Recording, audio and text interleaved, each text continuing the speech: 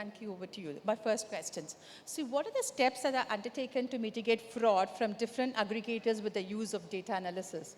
So this is something I think both Shirish and Janaki can help us with, right? Yes. So first of all, it's important to understand from where, what kind of frauds are happening when we are dealing with aggregators. And accordingly, we will be able to understand how data analysis can help. So fraud can include mis-selling, non-disclosure, claims fraud, and all these happen either at the time of sourcing of the business or at the time of claim underwriting. So we need to strengthen these processes, and how data analysis can help us in strengthening these processes, how I interpret the question. Okay, so data analysis can help us in building risk scoring models. So for example, we get so much data from the policyholder, we get so much data of the aggregator, and all that data comes to us and we can use it to analyze the data. And for example, if there is too much claim from a particular aggregator, if there are multiple policies that are getting sold by a single, to a single policyholder. So all these issues needs to be understood, and accordingly we need to improve our risk scoring model using data analysis. One more point that's critical is basically we are using data analysis to strengthen our underwriting practices. And when we say strengthen, it doesn't mean that it has to be stringent. It has to be appropriate, because there is a cost involved in data analysis, there is a cost involved in underwriting. So, and again, there is a cost if we are missing the customer because of stringent underwriting. So that balance needs to be there, and data analysis helps us to achieve that balance. But one thing which I feel is very critical for data analysis is, it's like a tool, but we have to input and understand it. Otherwise, we will miss the message. For example, if we are using, if we are doing calculation manually, then there is a high chance that we will get an error. But if we are using data analysis, we will get a false confidence that since it is a data analysis tool, the result will be appropriate. The input that is going to data analysis, that's also very critical. So that needs to be taken care of while using data analysis. Yeah, so data in and data out, right? As an aggregator from, from Turtlemint's perspective, what is your perspective on this, Janaki? So Lavanya, you rightly said, because we are aggregators, amongst a list of such entities who are a party to final issuance of policy, all of us need to have equal ownership on a right or a timely detection and prevention of fraud. And I think post-pandemic, what has happened is there is a sudden spurge in the way insurance has started to adopt digitization, which is good. But, and they're focusing more on customer needs, customer awareness, and satisfaction, or the end service. But on the other side, over and above traditional type of frauds, new emerging frauds are developing. And I think here, every single party, including intermediaries, it's our core responsibility to identify suspicious activities and probably even communicate it in a right and a timely manner to the insurance companies so that they can take the right decision in policy issuance. Now, when you asked on examples of data analytics, intermediary could probably source through two routes, right? One could be digitization, one could be, say, an offline route.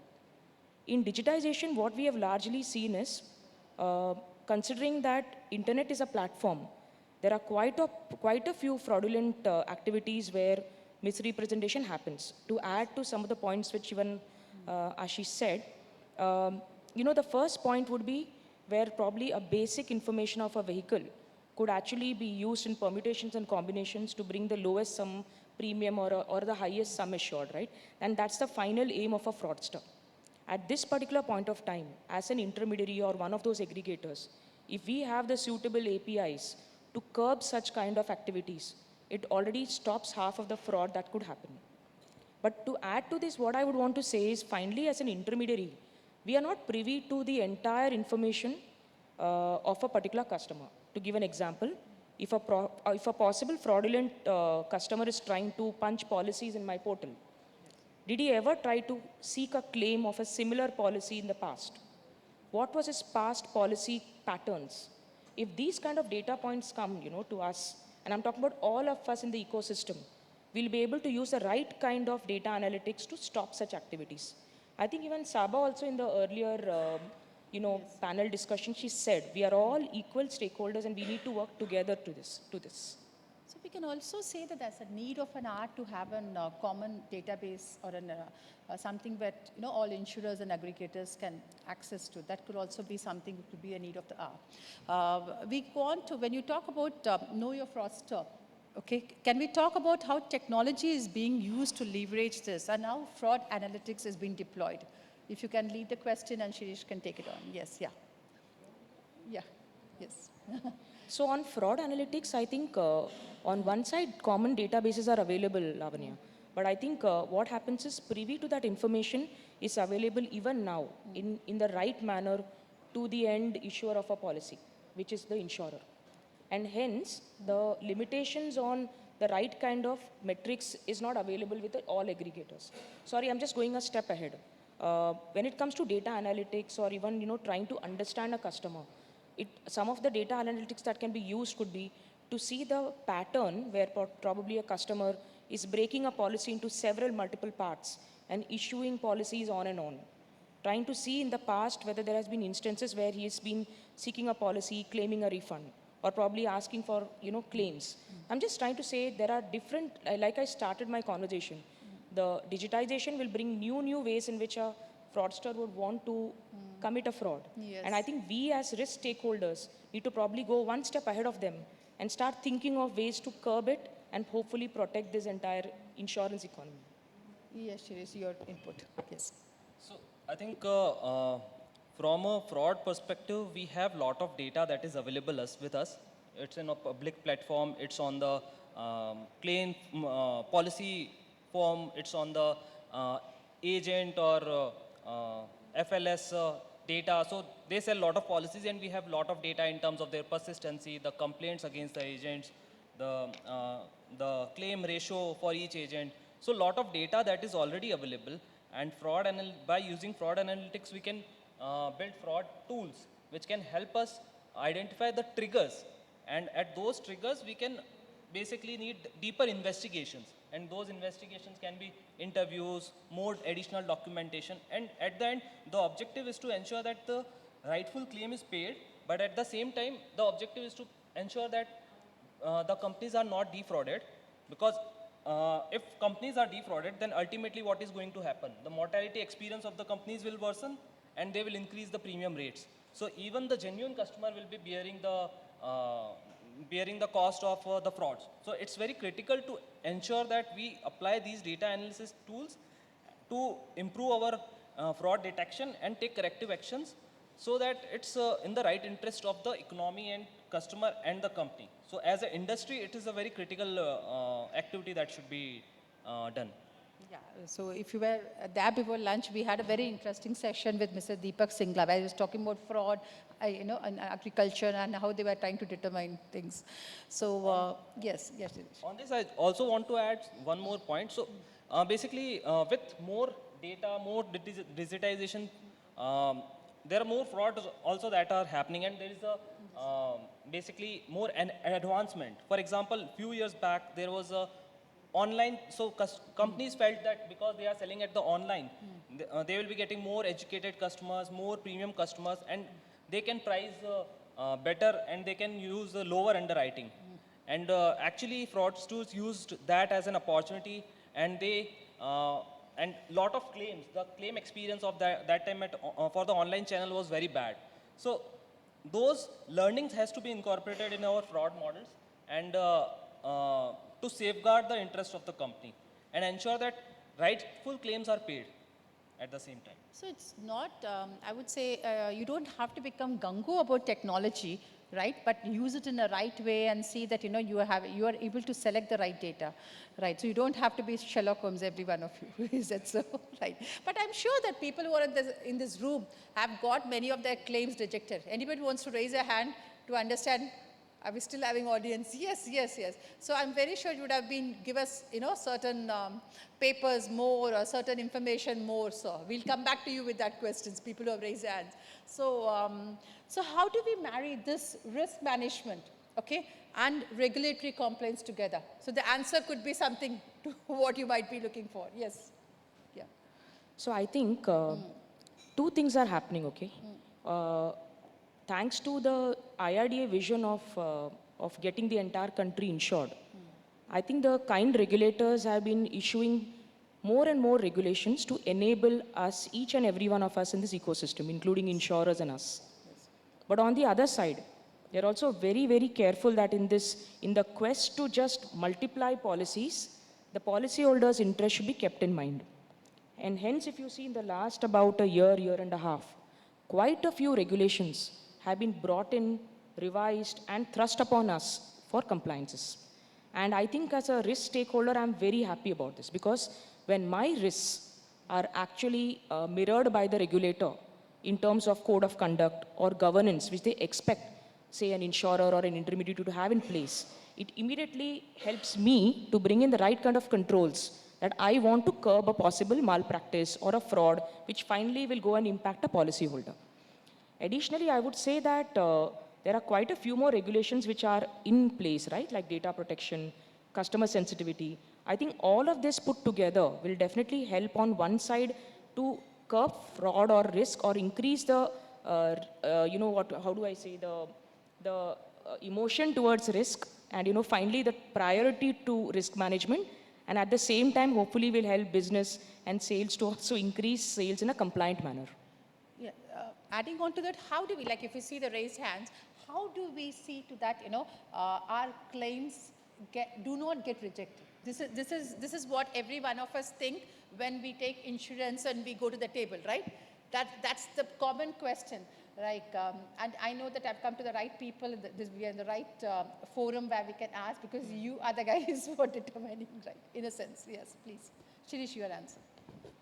So, first of all, it's important to understand what product we are buying and what information we are disclosing. So, actually, it's in the interest of the insurance company and policyholder both that rightful claims are paid.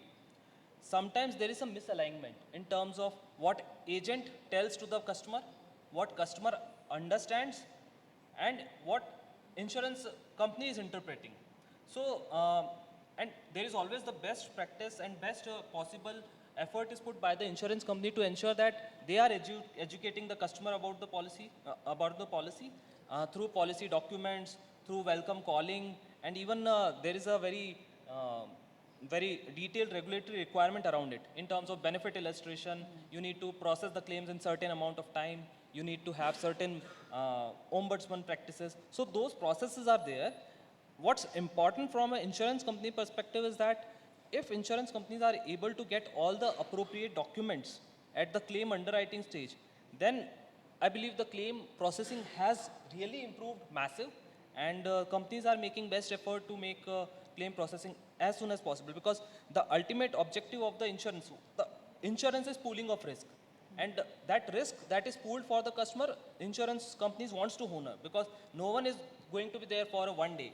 We are going to be there for centuries, and we have to work in a collaborative way, then only the insurance industry will flourish. So from that perspective, it's more like if certain data is required and if that data comes to the insurance company, then I think that claim will get honored. The problem is that if there are intermediaries and that information is not appropriately disclosed, there is non-disclosure, and then because of which there is a claim rejection, then that's basically something as an industry we are trying to manage, and that's why we also have those monitoring performance matrices in place for the even distributors. So we track what is their complaints ratio, what is their claim settlement, how much is their persistency, so that we are able to identify the malpractices that are adopted by intermediaries, so that the same gets taken care of, and at the claim settlement stage, there is minimal claim getting rejected. Yes, your experience as an aggregator, Janaki. Yes. Sorry, I'll probably add. You are right in timely, communication of all information to the insurer. But I think additionally, what has happened is post-COVID, there is a lot of APIs where information provided by the customer is also cross-verified with external sources by the insurer as a part of their underwriting. And hence, the possibility of a misrepresentation of information, which is one of the largest reasons why a claim gets rejected, is largely brought down. So I think number one, I think as intermediaries, being very clear and transparent that if the information is of this kind, claim will be only X or Y. And secondly, ensuring that if an information is provided by somebody, corroborating it at the first stage itself, so that at the end stage, when he is in need of a claim, you're not bringing A, B, C as a reason for rejection. These are two things that have largely increased. And again, it is in lines with the policyholders' protection requirement of IRDI. So can we safely say that education is something, education, the intermediaries, okay, and also the customer is something which is a need of the hour, right? Something, yeah. So we were talking about optimizing investment strategies, okay, with portfolio diversification and liquidity assessment. Shirish, if you can talk more on it, yes. So there were few discussions about low interest rate regime. So and I think as an insurance company, if you see last few years, the interest rate has been in this range. And secondly, suppose interest rate goes down, then what will happen? Bank FD rates will go down. So in the mature markets, if we see equity returns are lower, other whatever financial instruments are there, their returns also goes down. So it has to be in a collaborative way where if interest rates are going down, something will get passed to the customer, something will get some risk will be taken by the insurance company, some loss will be taken by the distributor in terms of lower commission. So those are how it will get balanced. In terms of investment strategy, I think it's very critical to ensure that we don't put all our eggs in one basket. And from that perspective, we need to understand what is our liability profile, and accordingly we need to understand what are the appropriate assets that take care of the liability profile. For example, there are participating products where the policyholder is willing to take more risk. So then we can put more money in equity where there is a participation and policyholder is ready to accept that participation with a potential of higher upside. At the same time, there will be certain products where it's a single premium and there is and at the end of the policy term there is some guaranteed return.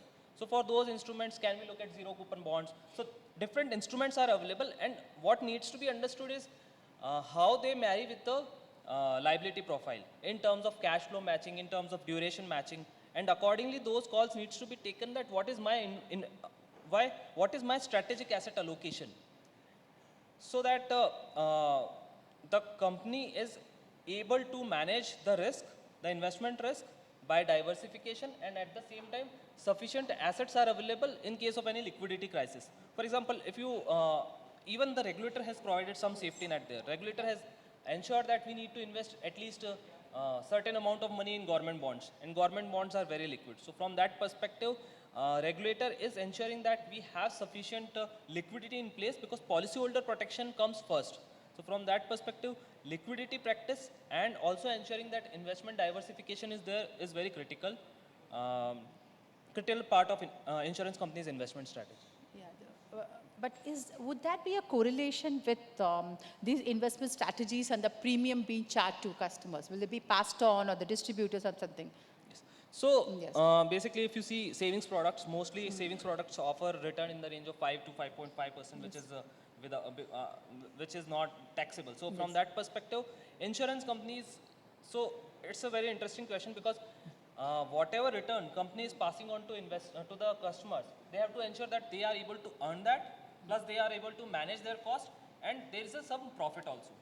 So from that perspective, insurance companies see what kind of returns they are offering, and accordingly they make appropriate investment decisions.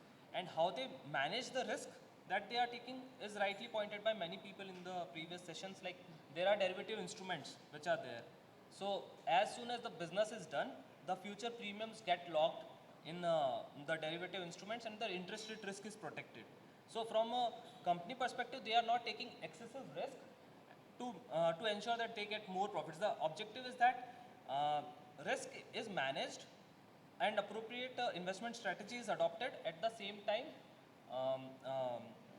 at the same time offering good returns to the customer. Okay, so basically the kind of things which impact our premiums, Yeah. or the kind of fraud which has been, or the claims which are processed by the company, the kind of underlying frauds which is present, and the investment strategy is also one part of which overall makes up the premium that has been passed on to the customer in a sense, right? They are all affected by that. So can we come on to what are the challenges and transformations faced with increased, technology transformation which is there in the industry?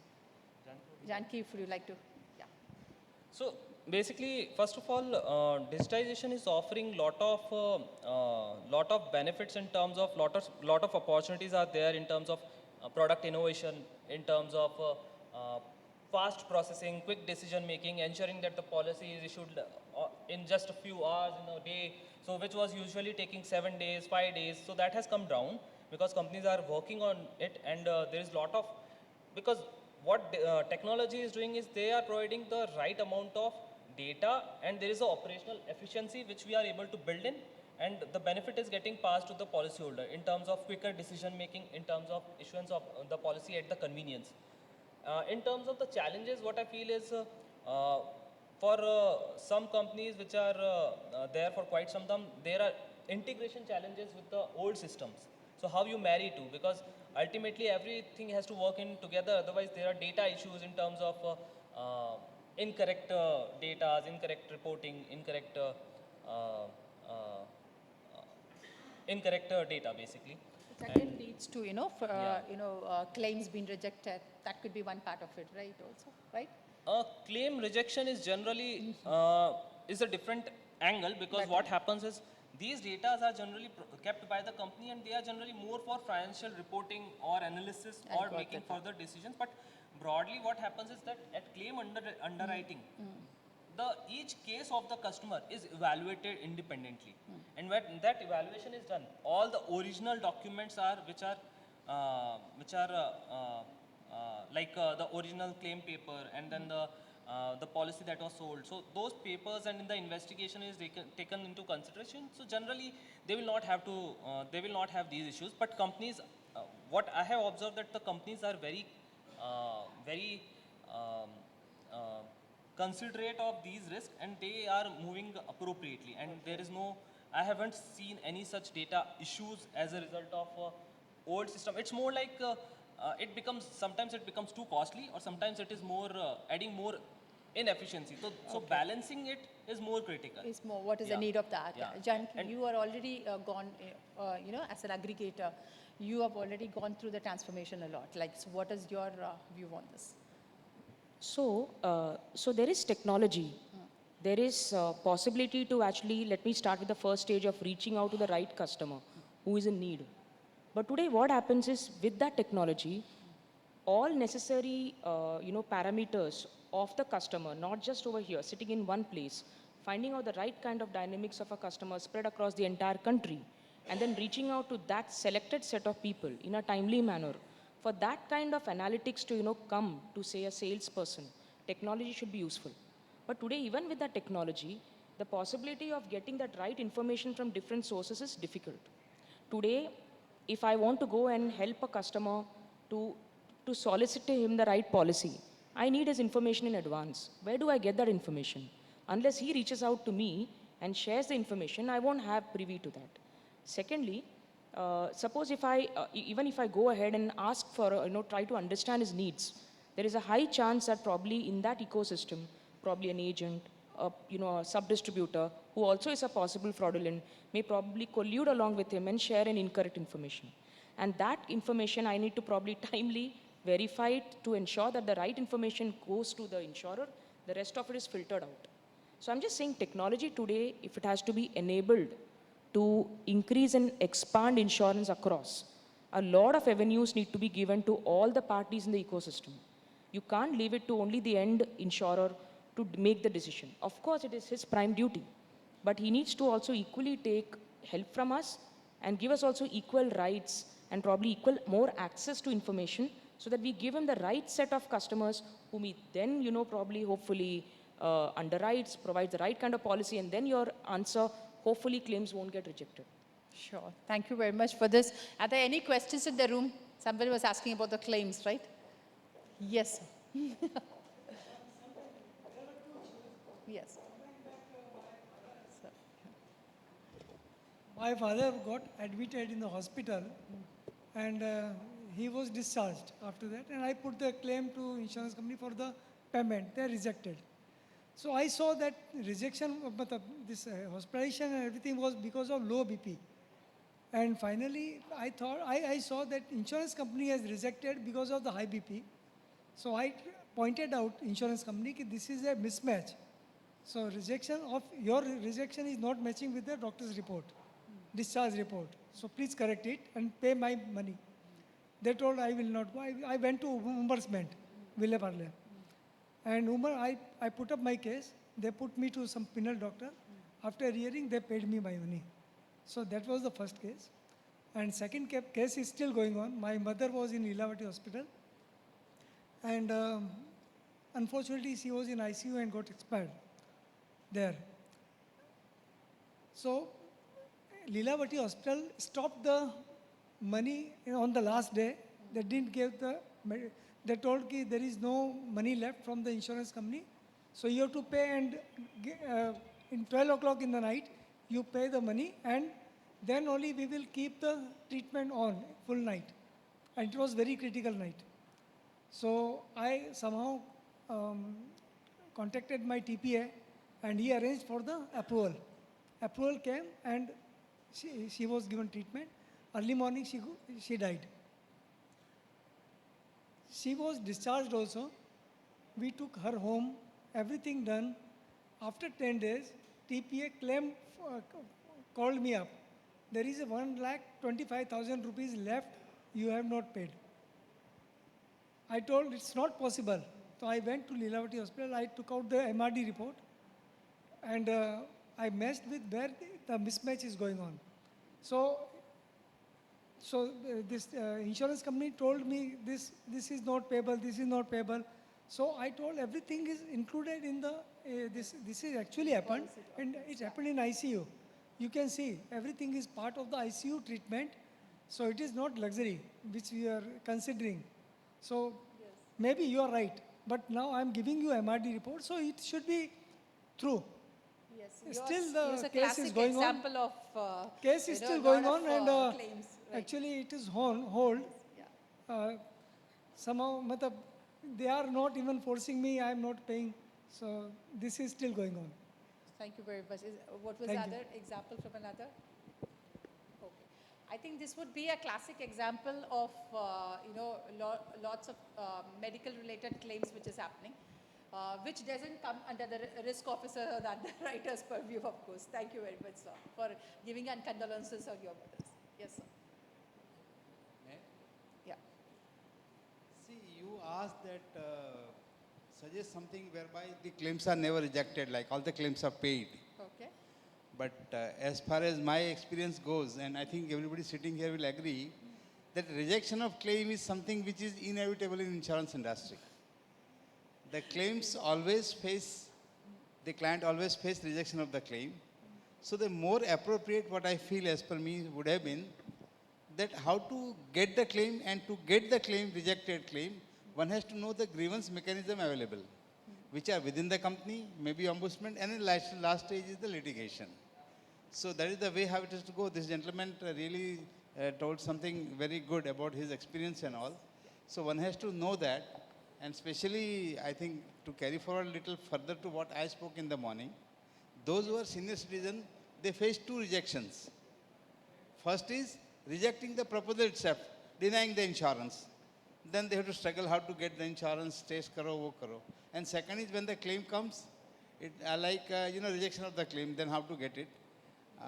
Without naming the insurance company, I'll tell you, somebody through a bank assurance was covered.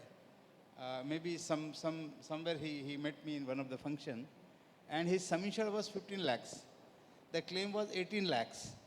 The claim was rejected by one of the insurance company. It was a health insurance claim. When the matter was taken up with ombudsman, deducting 10%, his claim was settled for 13.5 lakhs rupees with 10% deductions. So this is what happens. So rejection is something which cannot be avoidable. Thanks for sharing your but experience. So it's- can I redefine the question? question by saying what are the documents which has to be, Yeah, how the claim is put up, and secondly, most important is, so that they know I the don't kind morning of I was not grievance, allowed to ask, somebody used the word called tamasha. I wanted to ask, but there was no time. That is what happens when the cashless facility has to be approved and the patient has to be discharged. So something has to be really done in that matter as to how that can go smooth. The day on which patient is admitted and next day when he applies for the cashless, the work has to start at the hospital from that date. They start only when the doctor says, yes, you can be discharged today, 9 o'clock, 10 o'clock. A very And then all valid, the a records very takes place. valid Thank point. you. I'm sure all of you have missed it. So I will redefine my question by saying that what are the kind of documents which has to be, or what is the has to be submitted so that there is less rejection of claims. Well, one part, and the second part would be that is there any ombudsman? Yeah, I will get back to you, sir, on the last question for the day. Yeah, Janaki, if you would like. So I think, when I put myself in place of a prospective policyholder, finally he is paying that premium today because he wants a claim in time tomorrow. So there are 2, 3, I think, equal responsibilities of the policyholder also. And these are in our own good interest, I would say. In this ecosystem, right, where you are talking to some Mr. X is passing on information through, say, technology or something to say, and so a middleman then goes and forwards it to the insurer. There are quite a few places where probably if document submitted by you is X, finally it goes as a lesser amount. It's possible. The underwriting systems of an insurance company, minimum details that they require, they put it and they are able to give you a timely premium. Why is all this done? Because we need timely policy issuance. So on one side, for servicing a customer to give them the right policy in the right time, the digitization has helped to provide minimum information or required information so that the output is correct. But what we need to be very clear is, in that output, if there is certain information which we have either withheld or if we have not probably suitably communicated, it is our prime duty to do it so that possibility of a claim rejection in future is mitigated. Classic example, I may be an occasional smoker. I may think, why should I write that in the proposal form? I just keep smoking on and off. Why? My suggestion over here is, as a policyholder, when you are signing your proposal form in the end, read the proposal form, be absolutely sure it is your information. It is based on the information that you are providing and hopefully the accuracy of it that the premium and the sum assured is decided. Once that is clear, like we said, there are quite a few areas where insurers have got suitable controls and checks balances to validate your information also, but not beyond a particular point of time. At the time of claim, there are suitable investigations that are expected out of an insurer to verify whether there is a fraudulent claim. That is every time, that is a responsibility is supposed to do for all claims. If you are a genuine customer and if the initial information is correct and accurate, probability of a claim getting rejected in the end is very, very few. And to add to it, sirs, the Policyholder Protection Act has also reduced the timeline for claims. So because of that, once that particular claim has been lodged, it is also the responsibility of insurer to now approve or reject it with a valid reason on time. It will not keep the customer, it's not expected to keep the policyholder hanging. Thanks, Janaki, for that. That is it. So last question for the day before we come. Yes. Yeah, hi. My name is Rajiv Kumar. My question was actually related to what you just asked. Can you hear me? Can you hear me? Yes, you are audible, please. Yeah, Okay. I'm over here. Yes. Okay, sorry. Please. I didn't stand up because very few Yes, people. please, So, okay. So my question is related to what was just discussed now. I'm aware that there are SOPs in verification, documentation, etc. I have a personal experience where a claim, that was again a medical claim, was declined. First, they started saying that there was some undisclosed information. And this was happened when my brother-in-law was in the ICU. After that, there was a fraud investigation saying that our claim was fraudulent. And a guy had come, actually met my brother-in-law. Okay, he had a stroke, so you can understand. And then they were looking at my sister's mobile phone, looking at a Google location where she was on those specific dates. I don't know how it is related. Then I had calls from doctors asking me simple questions. And I had to send them, information, how a person gets a stroke, what's the treatment involved, to a doctor. And the funny part was the documentation was handled by my hospital. So all the papers were sent. So there were multiple times, 3 times I think it was rejected. Now the treatment is still going on, so we haven't filed a case.